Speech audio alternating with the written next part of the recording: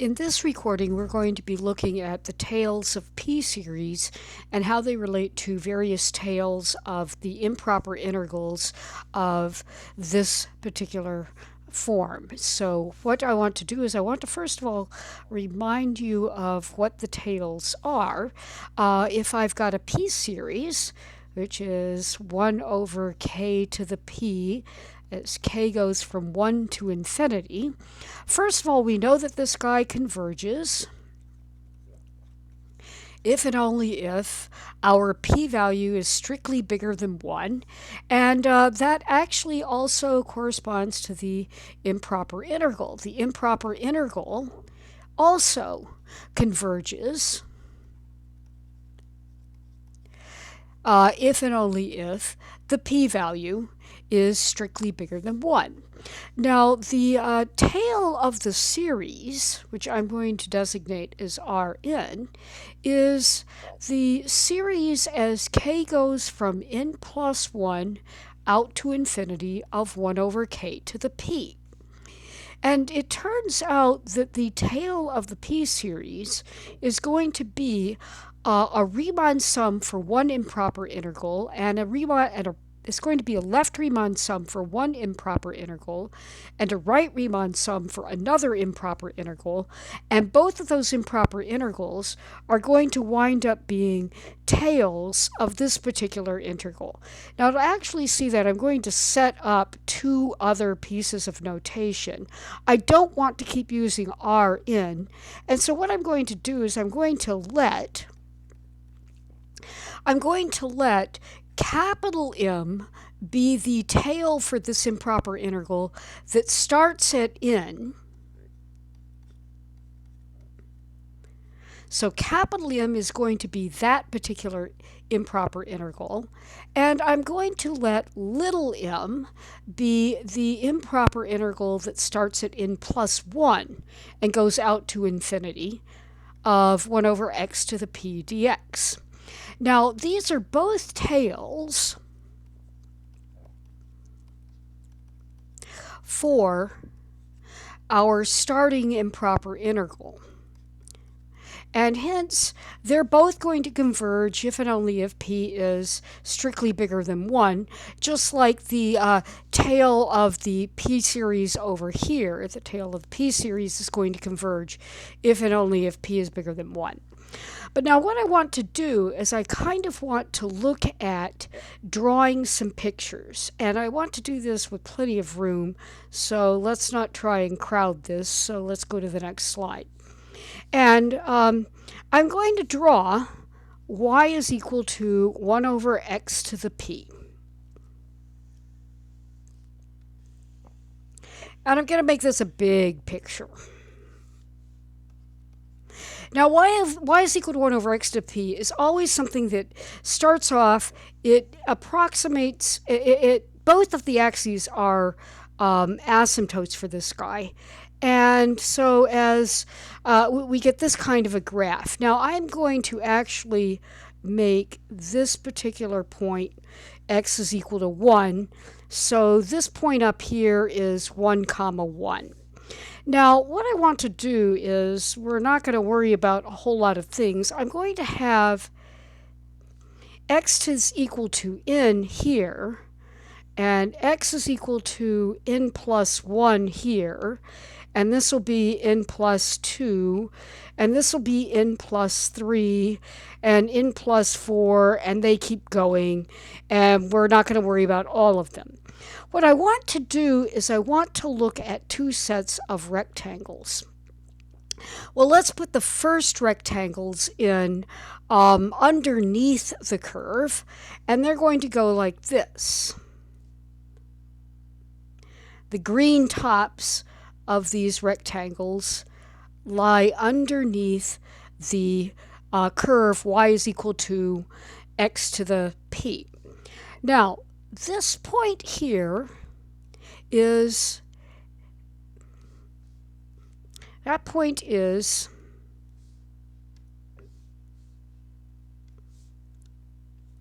n plus 1 comma 1 over n plus 1 to the p. And this point here is n plus 2, comma 1 over n plus 2 to the p. And this point here is n plus 3, comma 1 over n plus 3 to the p. And this point here is n plus 4 and 1 over n plus 4 to the p. Now, if I keep making these rectangles, these green rectangles, they form, if you look at the picture, they are a right-hand Riemann sum. So they are a right-hand Riemann sum for the integral. The starting point of that integral would be this particular x. So x is going to go from n out to infinity of 1 over x to the p dx. And moreover, that right Riemann sum, so that right-hand sum, is clearly less than that particular integral. And that particular integral was the integral that we called capital N. That was the tail of the integral that starts from here and goes out to infinity. That's the tail of one of our, this is the tail of this guy. Oops. The tail of this guy. That starts at x is equal to n. But I also want to notice that right Riemann sum, because the widths of all of these rectangles are 1, so delta x is equal to 1. So the area is just the y-coordinate. So this area would be 1 over n plus 1 to the p, and this area is 1 over n plus 2 to the p, and the third rectangle would have area 1 over n plus 3 to the p, and so on. So it's also important to realize that right-hand sum also happens to be the series as k goes from n plus 1 out to infinity of 1 over k to the p, which just happens to be the tail of the p series that we're looking at. So what I want to make a notice of, and I'm going to do this on the next slide, is that the tail of our p series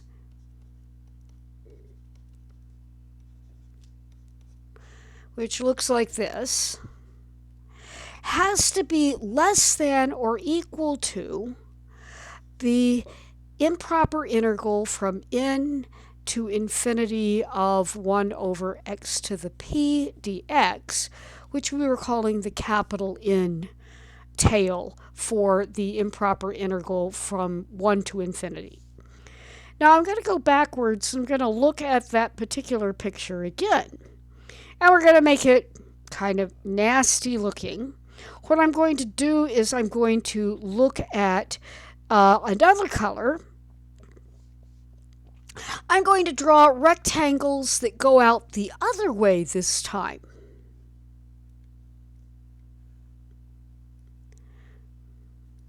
And so my rectangles look like this. Now what I want to notice is basically all I did was shift each rectangle over one particular unit. In other words, these new rectangles, the sum of the new rectangles is still going to be 1 over n plus 1 to the p plus 1 over n plus 2 to the p plus 1 over n plus 3 to the p, plus and so on.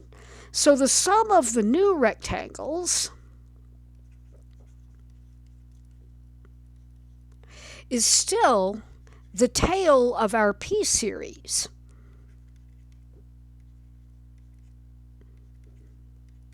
So this is still the tail of the p-series where we've chopped the series in terms.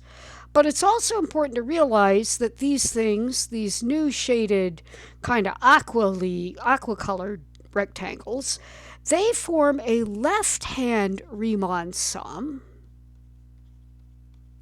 for the integral that starts at n plus 1 and goes all the way out to infinity.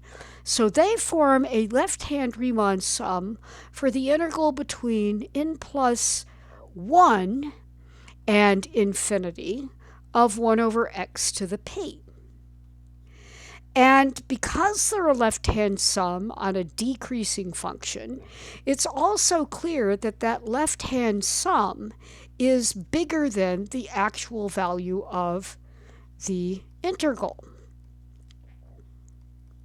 So in other words, it's reasonable to say that the tail of our p-series is going to be bigger than the integral between n plus 1 and infinity of 1 over x to the p dx.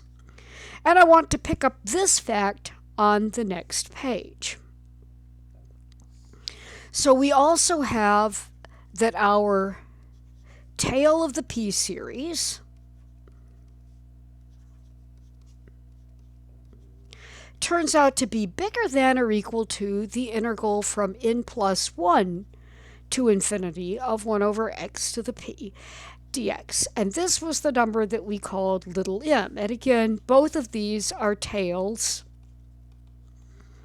for the improper integral between 1 and infinity of 1 over x to the p dx. Together, what you wind up getting is that Rn sits between two numbers. It's smaller than the integral that starts at n and goes out to infinity of 1 over x to the p dx, and it's bigger than the integral from n plus 1 out to infinity of 1 over x to the p dx. And so what this means in terms of the series is that we have both an upper and a lower bound on where the actual series is going to live. So I'm going to take this fact and we're going to rewrite it on the next slide, and we're going to see what this says about the series itself. So what does this say about the p-series itself?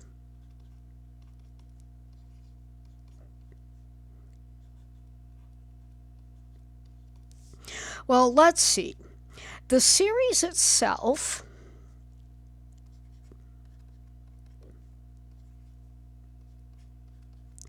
can be written as Sn plus Rn. And Rn, remember, is trapped between the integral that starts at n and goes to infinity of 1 over x to the p dx, and it's bigger than the integral that starts at n plus 1 and goes out to infinity of 1 over x to the p dx. So what this says is that the series itself is going to be trapped, well, Sn plus Rn is going to be smaller than Sn plus this improper integral, and it's going to be bigger than Sn plus this improper integral. So what it is we've now got a lower bound and an upper bound for the series itself. This statement here, this whole statement, can be rewritten as Sn plus this improper integral is going to be less than the series,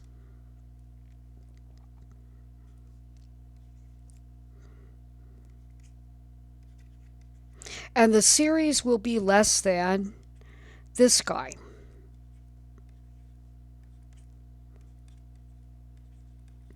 And what I want to point out is that this number, Sn plus the appropriate integral, is an upper bound for our series.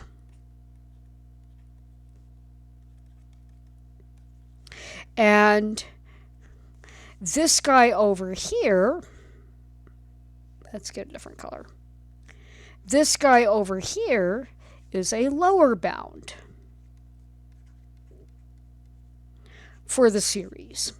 Now, what this means is that we have the series trapped between two numbers, and in the notation that we were using before, what we can say is that the P series itself is trapped between Sn plus that capital M and Sn plus that little m. Now, the actual error that we're going to use, so I want to get back to the idea of error. So the error we have in using this particular Sn for the whole series, well, what we know is that that error is going to lie between the numbers capital M and little m. And so capital M is an upper bound on the error, and little m is going to be a lower bound on the error. What this means is that we know that we have at least this much error,